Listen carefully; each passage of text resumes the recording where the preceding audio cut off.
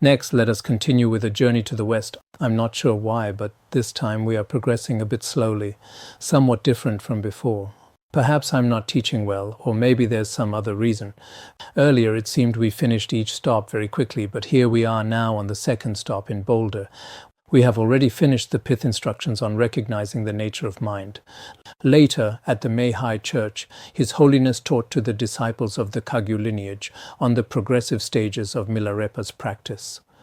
We also discussed this yesterday. For those with faith and those without, if they examine the Buddhadharma from the perspective of reason, they should naturally feel joyful toward it.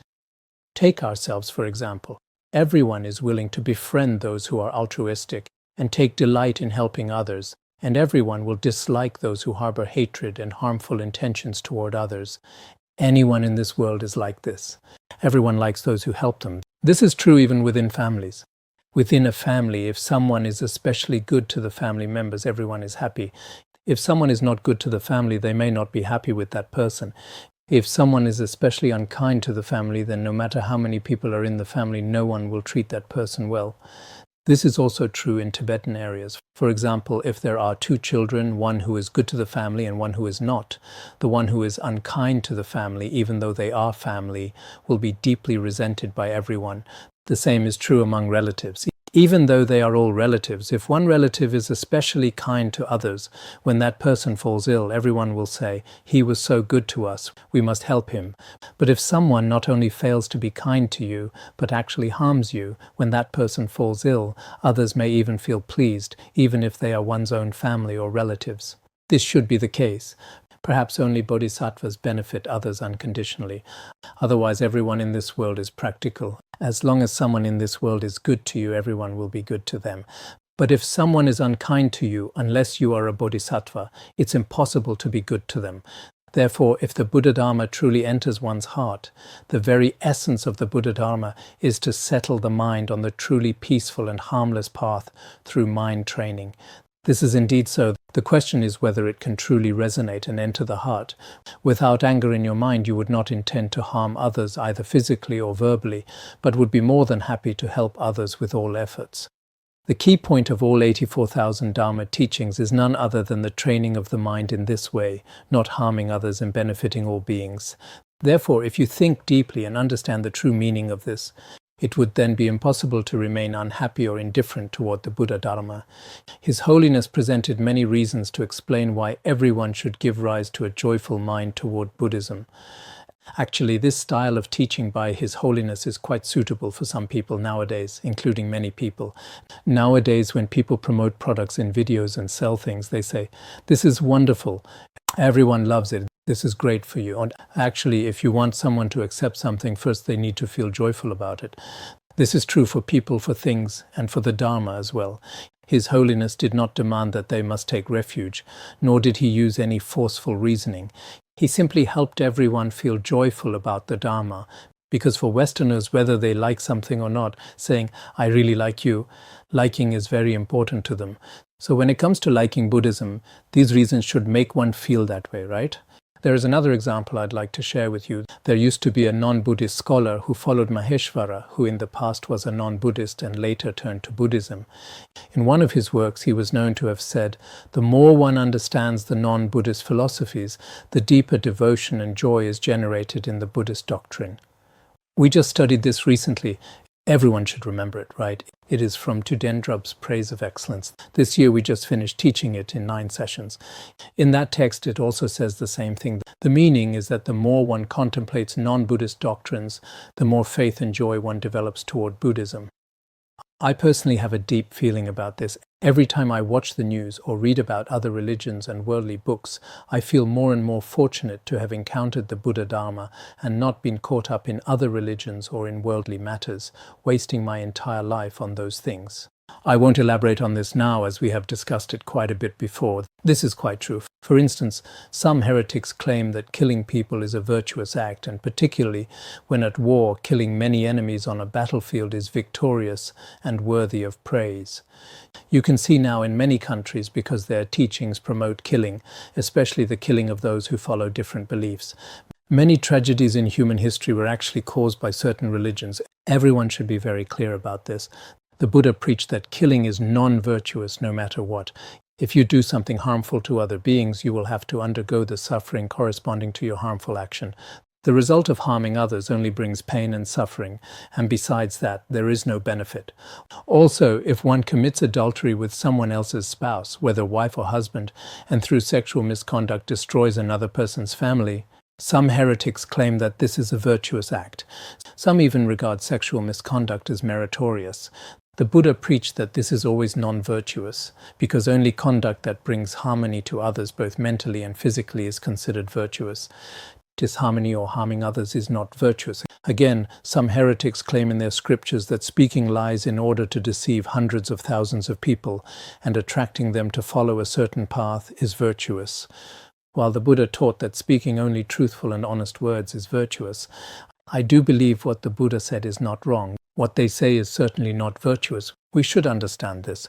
When we studied the praise of excellence earlier, we discussed many doctrines of various religions quite extensively. The wish-fulfilling treasury also covers this extensively. We only covered part of it, and there is still more we haven't finished. The treasury of philosophical schools also discusses this quite extensively. Therefore, our root teacher Buddha Shakyamuni, with great love and compassion, our root teacher Buddha Shakyamuni was the only great spiritual guide who spoke of things as they are and spoke what is true. All the prophecies that the Buddha made throughout history have been absolutely true, without any deception at all. This is not just what we Buddhists claim. Every statement in Buddhism, if we examine it one by one using modern language, we can also see this for ourselves. The Buddha was straightforward and always said that if your practice is carried out in a particular way, that will be the direction of the result. He also said that if you study and practice the profound instructions, then results will occur after a certain period of time. All of these statements have been proven to be the truth, whether in the Shravakayana, the Bodhisattvayana, or the secret Mantrayana. For practitioners of sharp faculties, when they will achieve accomplishment, all of this is explained very clearly. Concerning the Tibetan people in the land of snows, although this is a small population in a remote and backward region, people born in this place have been practicing the Buddha's teaching, following and practicing in accordance with the Buddha's words, and many of them have achieved enlightenment. Currently, there are more than 5 billion people in this world. His Holiness said this 30 years ago when it was over 5 billion. Now it's over 7 billion. In 30 years it has grown by over 2 billion. Actually, the human population is growing quite fast. It seems that back then, in the 1930s or 1940s, the human population was also quite small, around 3 billion. We have mentioned this in class before. The Tibetan population is only around 6 million. It should have increased somewhat by now, I'm not sure. But people still say 6 million. Perhaps it's now 6 million and something, but it probably hasn't reached 7 million yet. But if you consider the ratio of accomplished spiritual practitioners, for example, in the world population, if a city has 6 million people and Tibet also has 6 million people, then the proportion of accomplished practitioners, this is how the comparison is made. Using 6 million as the standard for comparison among any ethnic group in the world, any other ethnic groups cannot compare with the Tibetan people. In terms of faith, indeed, especially regarding certain accomplishments in the secret Mantrayana, there are particularly many. If you don't believe this, you may take a trip to the land of Tibet and have a look around. Once you arrive there, you will understand everything. Actually, if you really look into the history of some practice centers, if you examine the history of each practice center, how many people were reborn in Sukhavati, how many attained the rainbow body. Actually, if we count them one by one, just like in Han regions, if each practice center kept records, there would indeed be a great many. There are many lineages and schools in Tibetan Buddhism. Here I have just briefly mentioned the Kagyu lineage. If you cannot travel to the entire Tibetan region, you must at least go to Nari, to the small place where Milarepa stayed. By virtue of his spiritual accomplishments, this great yogi could not be drowned by water nor burned by fire.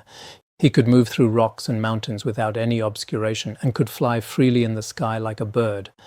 In a number of historical holy sites, Milarepa left tangible signs of his remarkable achievements.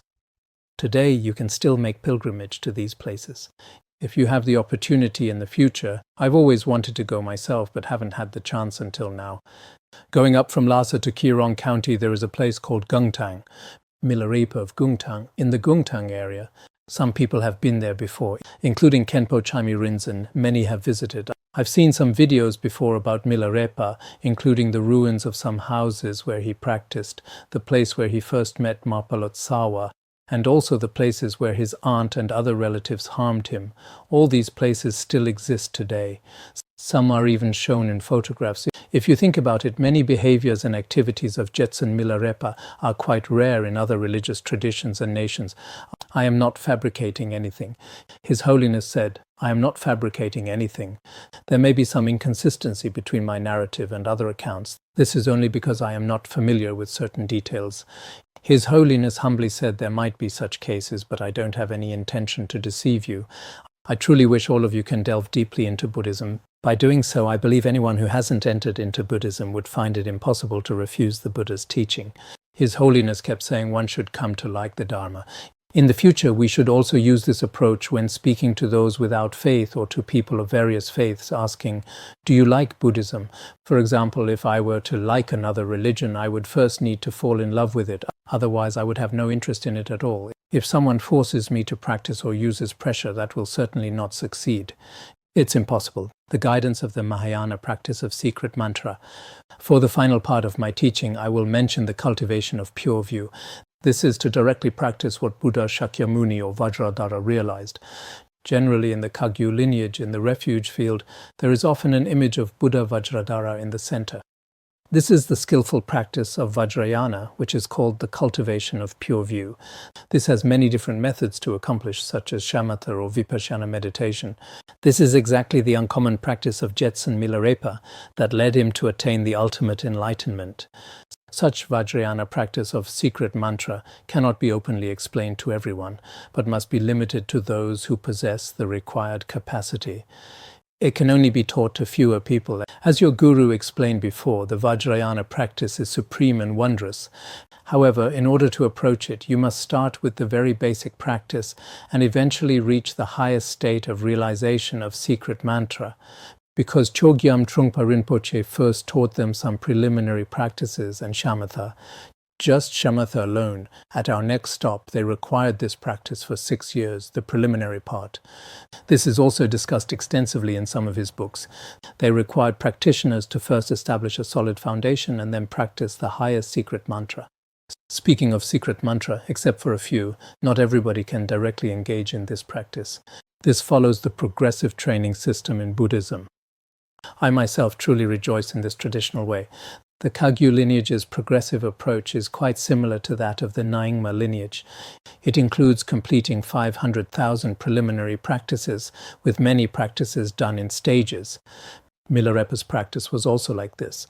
If you have any question regarding the stage-by-stage practice, please come and attend the teachings as scheduled tomorrow or the day after, and we may have more discussions. At that time, we had specifically arranged a time. It was said that they needed a Q&A session, but later it seems there wasn't enough time. At the very beginning, they said Westerners really like to ask questions and that there should be some time for questions.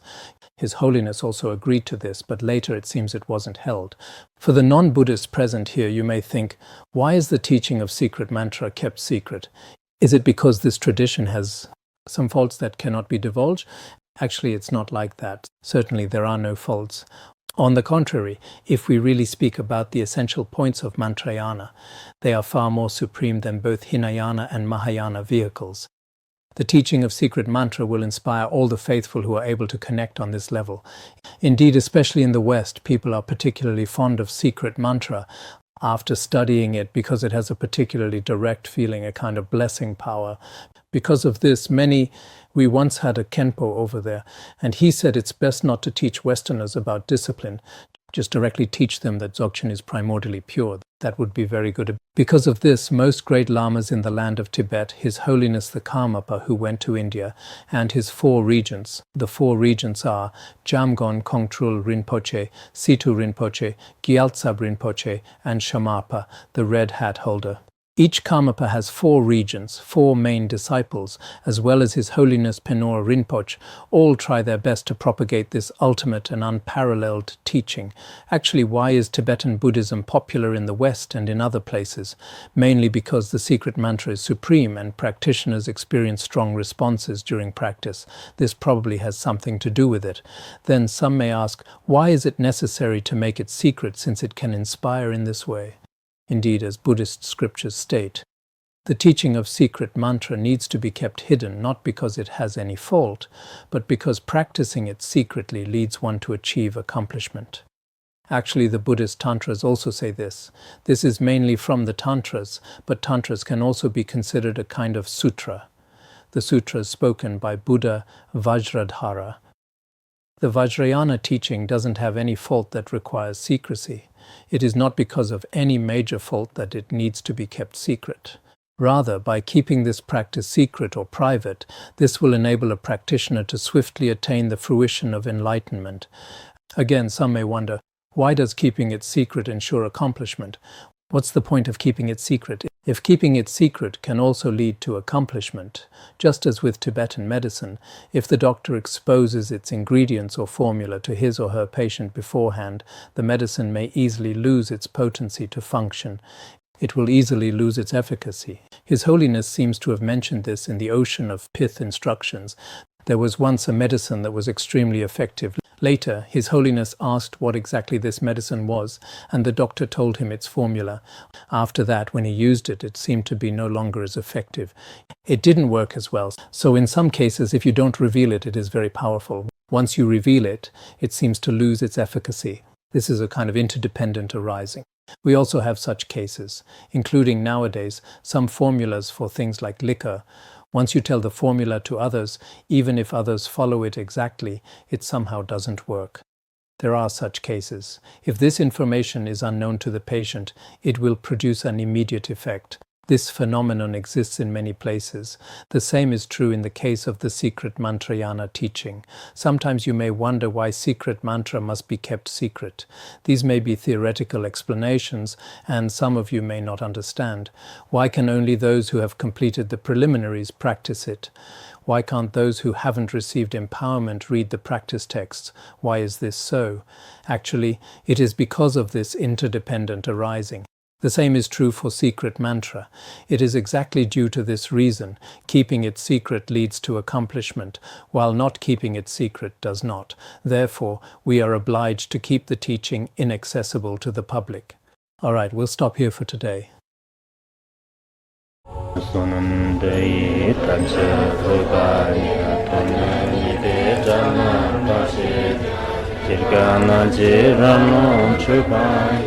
Chupun Solen Droa Droa Shao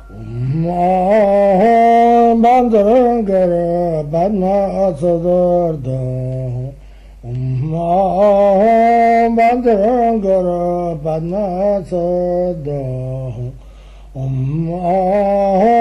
Bandangara Badma Sodargye